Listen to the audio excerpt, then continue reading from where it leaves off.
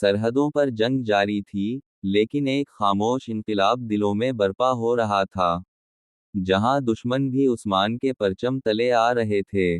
جذبہ ایمانی، یہ خوبی اس وقت زیادہ نمایاں ہونے آئی جب بروسا کے سپہ سالار قرینوس نے عثمان کے بارے چھان بین کی اور اسلام قبول کیا۔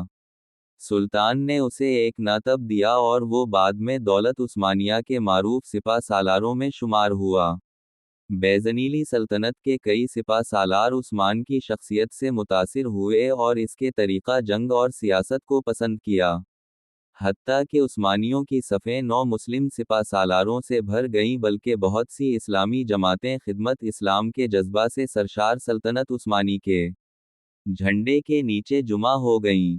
جیسے جماعت غزایہ روم یعنی روی غازی، یہ وہ اسلامی جماعت ہے جو حد واو دال روم پر نظر رکھتی تھی اور ہمیشہ سرحد پر خیمہ زن رہتی تھی۔ یہ جماعت عباسی خلافت کے دور سے رومی حملوں کے سامنے صد سکندری بنی ہوئی تھی۔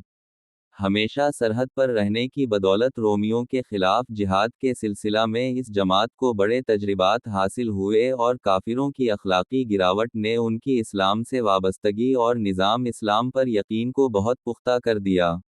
اسی طرح کی ایک اور جماعت جو مخیر حضرات کی تھی بڑی مشہور ہے۔ اس کا نام علاخیان یعنی علاخوان ہے۔ یہ جماعت مسلمانوں کی مالی مدد کرتی تھی، ان کی میزبانی کے فرائض سر انجام دیتی تھی اور غازیان اسلام کی خدمت کے لیے لشکروں کا ساتھ دیتی تھی۔ اس جماعت کے اکثر اراکین کا تعلق بڑے بڑے تاجروں سے تھا، جنہوں نے اپنی دولت اسلامی خدمات کے لیے وقف کر رکھی تھی۔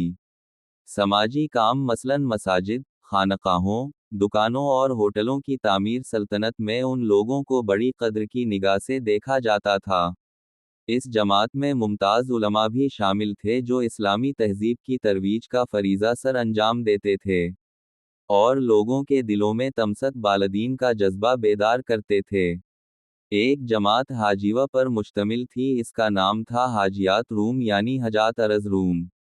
اس جماعت کا کام اسلامی شعور کی بیداری، اسلامی علوم کی ترویج و اشاعت اور اسلامی تشریحات و قوانین میں گہری بصیرت پیدا کرنا تھا۔ ان کے علاوہ کئی دوسری جماعتیں بھی تھیں جن کا ہدف مسلمانوں کی بالعموم اور مجاہدین کی بالخصوص مدد کرنا تھا۔